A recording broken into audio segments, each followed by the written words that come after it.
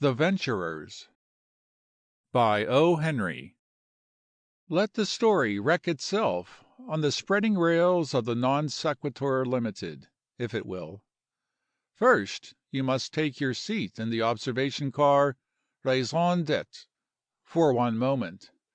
It is for no longer than to consider a brief essay on the subject. Let us call it What's Around the Corner. Omne mundus in duas partes divisum est. Men who wear rubbers and pay poll taxes, and men who discover new continents.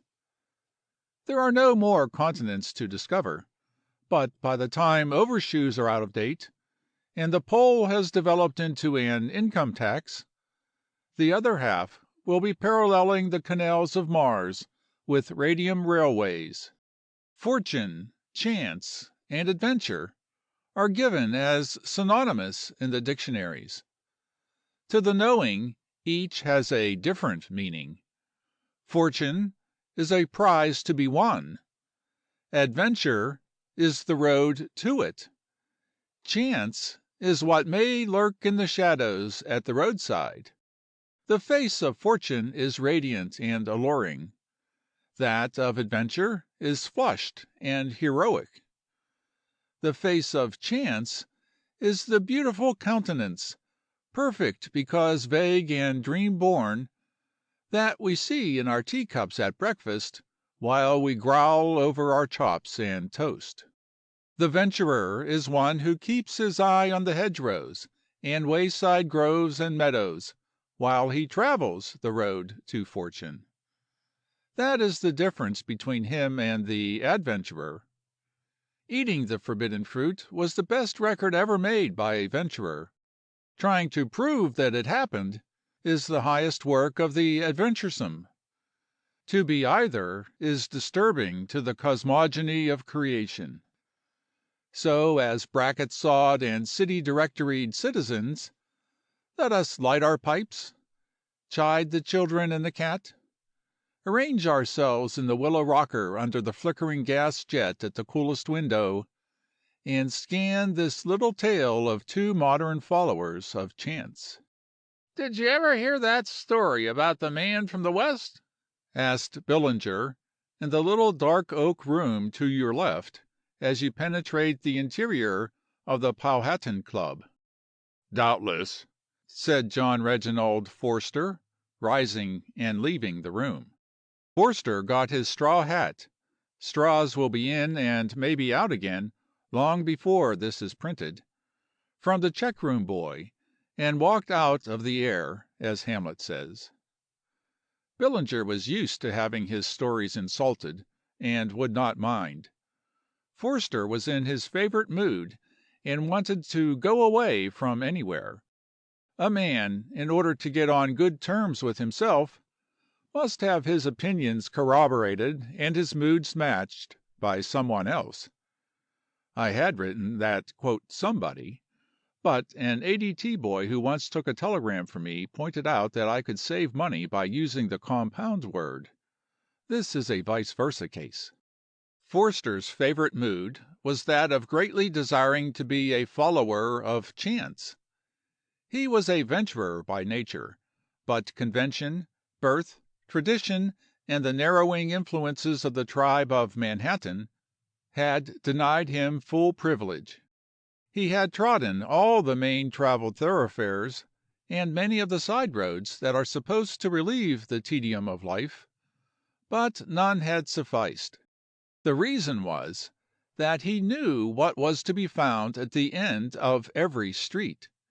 He knew from experience and logic almost precisely to what end each digression from routine must lead.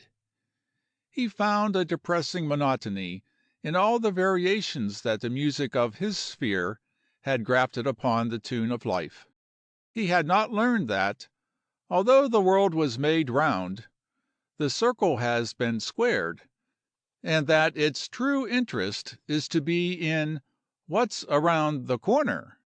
Forster walked abroad aimlessly from the Powhatan, trying not to tax his judgment or his desire as to what streets he traveled. He would have been glad to lose his way, if it were possible, but he had no hope of that. Adventure and fortune move at your beck and call in the greater city, but chance is oriental. She is a veiled lady in a sedan chair, protected by a special traffic squad of dragonians. Crosstown, uptown, and downtown you may move without seeing her. At the end of an hour's stroll, Forster stood on a corner of a broad, smooth avenue, looking disconsolately across it at a picturesque old hotel softly but brilliantly lit. Disconsolately, because he knew that he must dine, and dining in that hotel was no venture. It was one of his favorite caravanseries, and so silent and swift would be the service, and so delicately choice the food, that he regretted the hunger that must be appeased by the dead perfection of the place's cuisine. Even the music there seemed to be always playing da capo. Fancy came to him that he would dine at some cheap, even dubious, restaurant lower down in the city, where the erratic chefs from all countries of the world spread their national cookery for the omnivorous American. Something might happen there out of the routine. He might come upon a subject without a predicate, a road without an end, a question without an answer, a cause without an effect, a gulf stream in life's salt ocean. He had not dressed for evening. He wore a dark business suit that would not be questioned even where the waiters served the spaghetti in their shirt sleeves. So John Reginald Forster began to search his clothes for money, because the more cheaply you dine, the more surely must you pay. All of the 13 pockets, large and small, of his business suit he explored carefully, and found not a penny. His bank book showed a balance of 5 figures to his credit in the Old Ironsides Trust Company, but Forster became aware of a man near by at his left hand, who was really regarding him with some amusement. He looked like any business man of 30 or so, neatly dressed and standing in the attitude of one waiting for a street car. But there was no car line on that avenue, so his proximity and unconcealed curiosity seemed to Forster to partake of the nature of a personal intrusion. But as he was a consistent seeker after "what's around the corner," instead of manifesting resentment, he only turned a half embarrassed smile upon the other's grin of amusement. "All in?" asked the intruder, drawing nearer. "Seems so," says Forster. "Now I thought there was $1 in." "Oh, I know," said the other man, with a laugh, "but there wasn't. I've just been through the same process myself, as I was coming around the corner. I found an upper vest pocket. I don't know how they got there. Exactly 2 pennies. You know what kind of a dinner exactly 2 pennies will buy." "You haven't dined, then?" asked Forster. "I have not, but I would like to. Now I'll make you a proposition. You look like a man who would take up one. Your clothes look neat and respectable. Excuse personalities. I think mine will pass the scrutiny of a head waiter also. Suppose we go over to that hotel and dine together. We will choose from the menu like millionaires, or, if you prefer, like gentlemen in moderate circumstances, dining extravagantly for once. When we have finished, we will match with my 2 pennies to see which of us will stand the brunt of the house's displeasure and vengeance. My name is Ives. I think we have lived in the same station of life, before our money took wings." "You're on," said Forster, joyfully. Here was a venture, at least within the borders of the mysterious country of chance. Anyhow, it promised something better than the stale infestivity of a table d'hote. The two were soon seated at a corner table in the hotel dining room. Ives chucked one of his pennies across the table to Forster. "Match for which of us gives the order," he said. Forster lost. Ives laughed, and began to name liquids and viands to the waiter with the absorbed but calm deliberation of one who was to the menu born. Forster, listening, gave his admiring approval of the order. "I am a man," said Ives during the oysters, "who has made a lifetime search after the to be continued in our next. I am not like the ordinary adventurer who strikes for a coveted prize, nor yet am I like a gambler who knows he is either to win or lose a certain set stake. What I want is to encounter an adventure to which I can predict no conclusion. It is the breath of existence to me to dare fate in its blindest manifestations.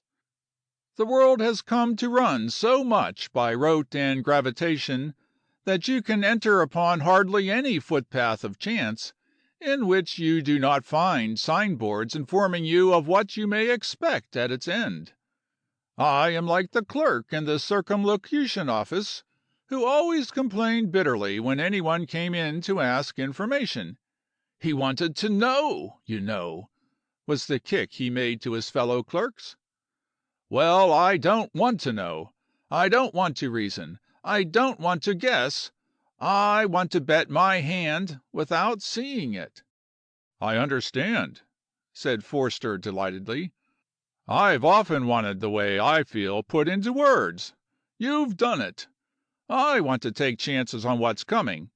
Suppose we have a bottle of Moselle with the next course." "Agreed," said Ives. "I'm glad you catch my idea. It will increase the animosity of the house toward the loser. If it does not weary you, we will pursue the theme. Only a few times have I met a true venturer, one who does not ask a schedule and map from fate when he begins a journey. But, as the world becomes more civilized and wiser, the more difficult it is to come upon an adventure the end of which you cannot foresee. In the Elizabethan days you could assault the watch, ring knockers from doors, and have a jolly set to with the blades in any convenient angle of a wall, and get away with it.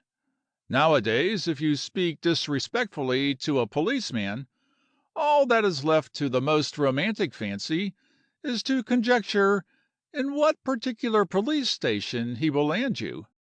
I know," said Forster, nodding approval. "I returned to New York to day," continued Ives, "from a 3 years' ramble around the globe. Things are not much better abroad than they are at home. The whole world seems to be overrun by conclusions. The only thing that interests me greatly is a premise. I've tried shooting big game in Africa. I know what an express rifle will do at so many yards, and when an elephant or a rhinoceros falls to the bullet. I enjoy it about as much as I did when I was kept in after school to do a sum in long division on the blackboard." I know," said Forster. "There might be something in aeroplanes," went on Ives reflectively. "I've tried ballooning, but it seems to be merely a cut and dried affair of wind and ballast." "Women?" suggested Forster, with a smile. "3 months ago," said Ives, "I was pottering around in one of the bazaars in Constantinople. I noticed a lady, veiled, of course, but with a pair of especially fine eyes visible, who was examining some amber and pearl ornaments at one of the booths. With her was an attendant, a big Nubian, as black as coal. After a while the attendant drew nearer to me by degrees, and slipped a scrap of paper into my hand. I looked at it when I got a chance. On it was scrawled hastily in pencil, 'The arched gate of the Nightingale Garden at 9 to-night.' Does that appear to you to be an interesting premise, Mr. Forster? I made inquiries, and learned that the Nightingale Garden was the property of an old Turk, a Grand Vizier or something of the sort. Of course I prospected for the arched gate, and was there at 9, The same Nubian attendant opened the gate promptly on time, and I went inside and sat on a bench by a perfumed fountain with the veiled lady. We had quite an extended chat. She was Myrtle Thompson, a lady journalist, who was writing up the Turkish harems for a Chicago newspaper. She said she noticed the New York cut of my clothes in the bazaar, and wondered if I couldn't work something into the metropolitan papers about it. "I see," said Forster. "I see.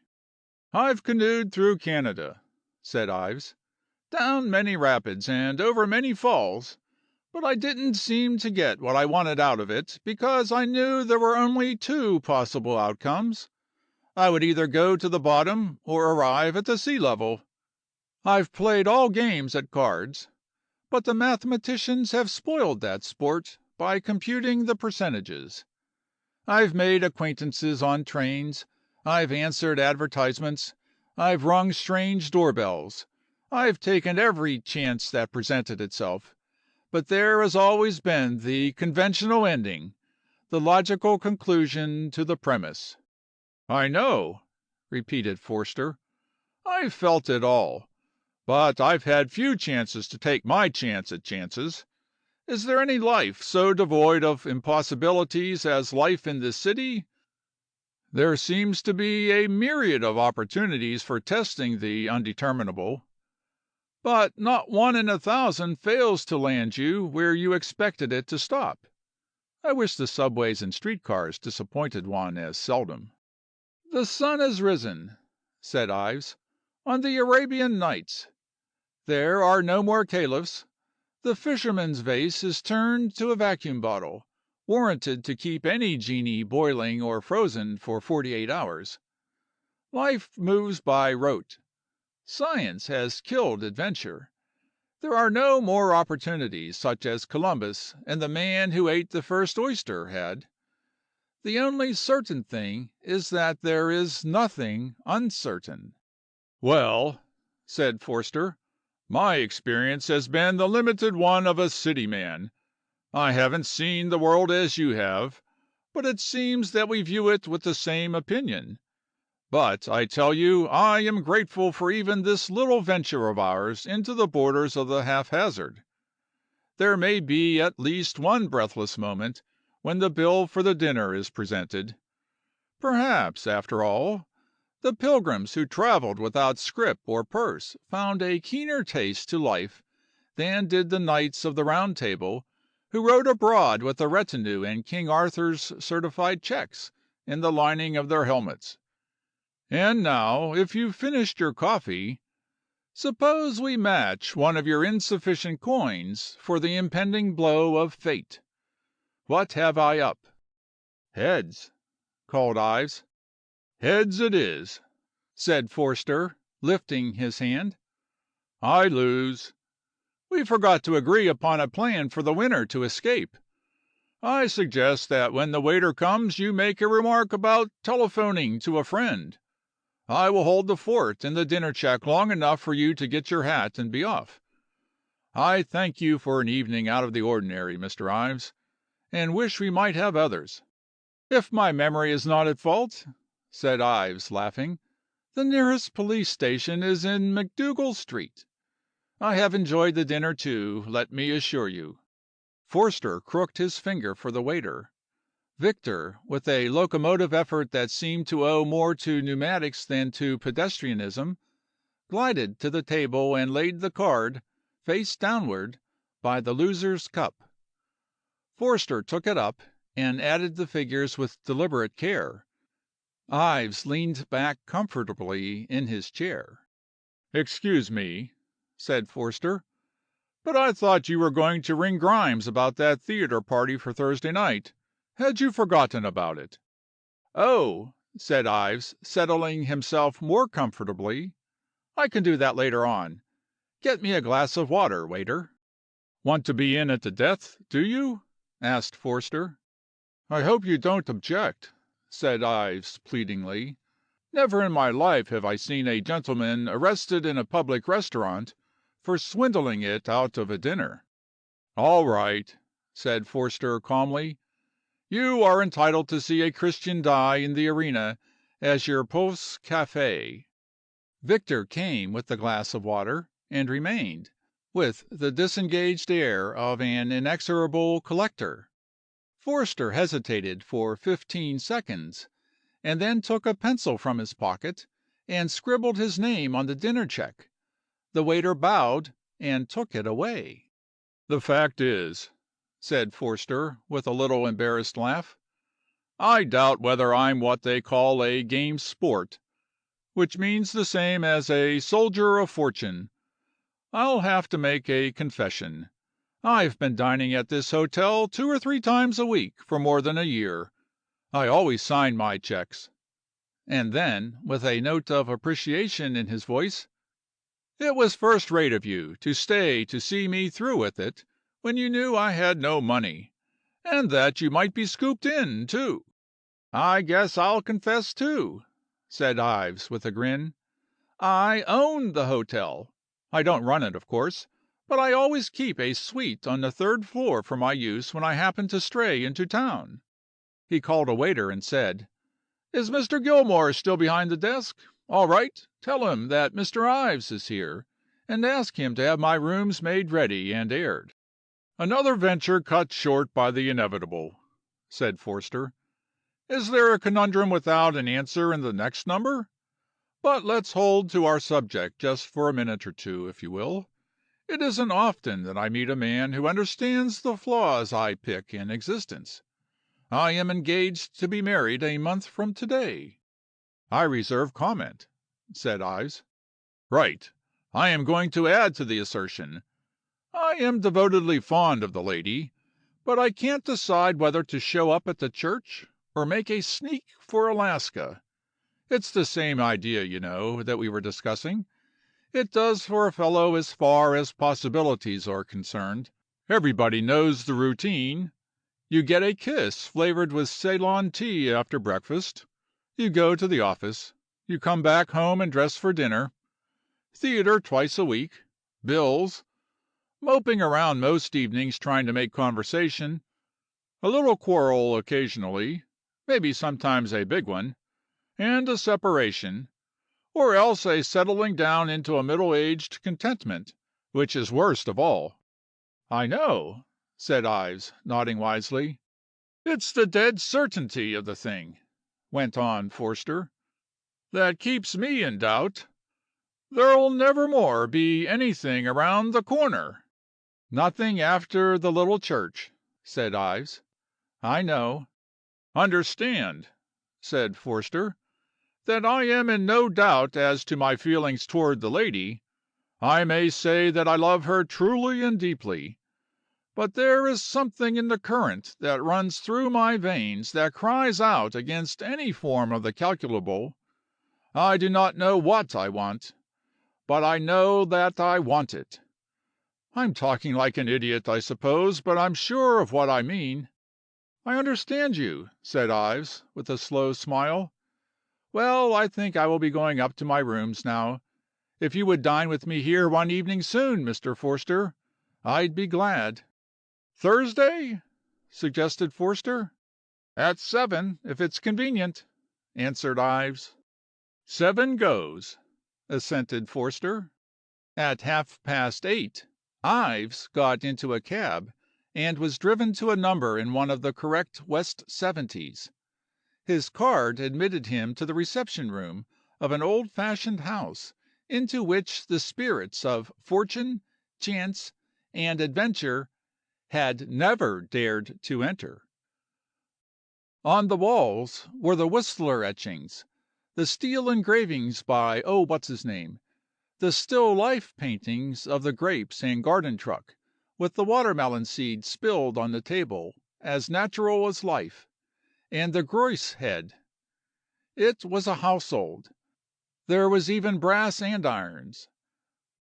On a table was an album, half morocco, with oxidized silver protections on the corners of the lids. A clock on the mantel ticked loudly, with a warning click at 9 minutes. Ives looked at it curiously, remembering a timepiece in his grandmother's home that gave such a warning. And then down the stairs and into the room came Mary Marsden. She was 24, and I leave her to your imagination. But I must say this much: youth and health and simplicity and courage and greenish violet eyes are beautiful, and she had all these. She gave Ives her hand with the sweet cordiality of an old friendship.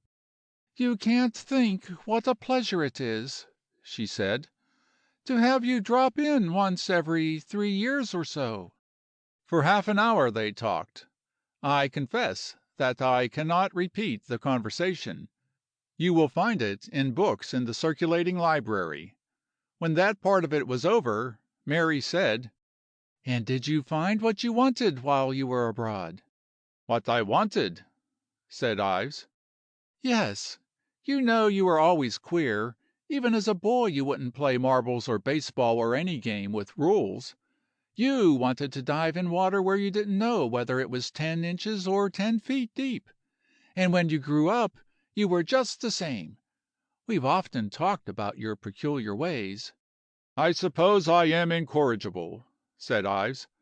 "I am opposed to the doctrine of predestination, to the rule of three, gravitation, taxation, and everything of the kind. Life has always seemed to me something like a serial story would be if they printed above each installment a synopsis of succeeding chapters." Mary laughed merrily. "Bob Ames told us once," she said, "of a funny thing you did. It was when you and he were on a train in the South, and you got off at a town where you hadn't intended to stop, just because the brakeman hung up a sign at the end of the car with the name of the next station on it." "I remember," said Ives. "That next station has been the thing I've always tried to get away from." "I know it," said Mary, "and you've been very foolish. I hope you didn't find what you wanted not to find, or get off at the station where there wasn't any, or whatever it was you expected wouldn't happen to you during the 3 years you've been away."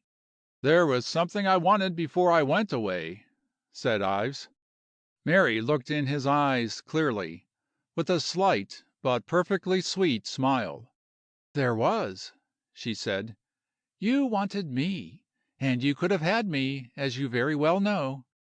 Without replying, Ives let his gaze wander slowly about the room.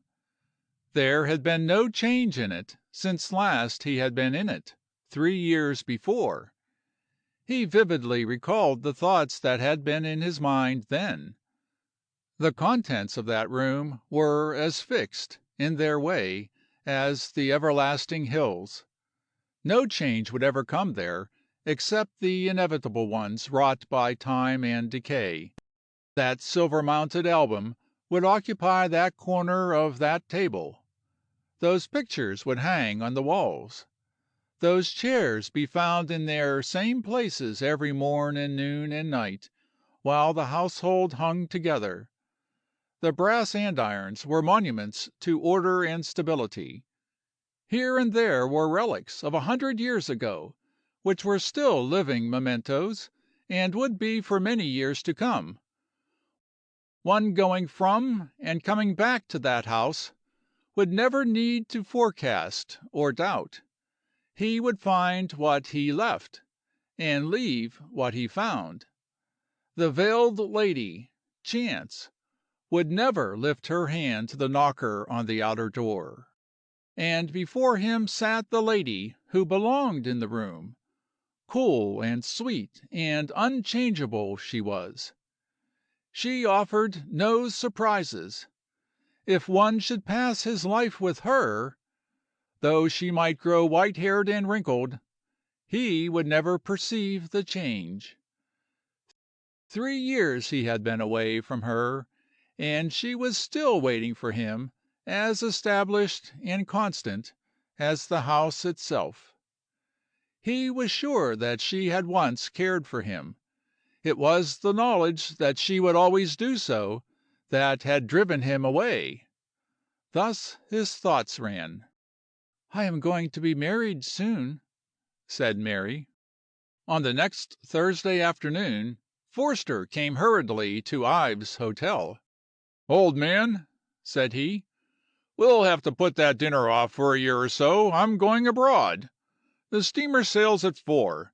That was a great talk we had the other night, and it decided me.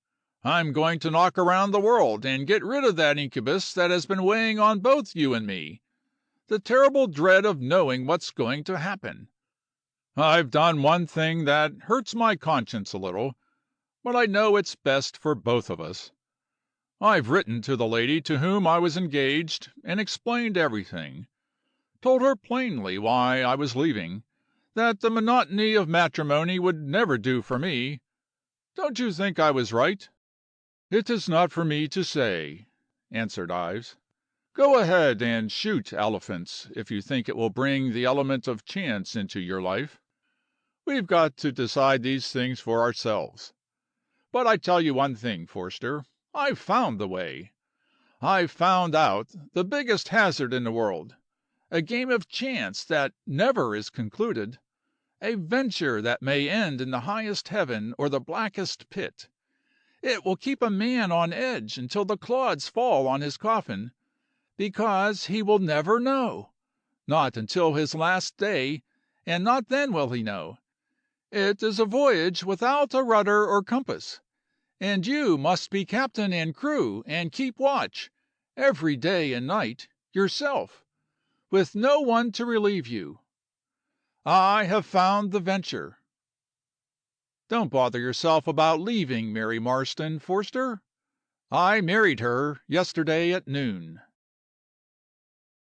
If you liked the video, put a like, subscribe to the channel and click on the bell to not miss our new videos.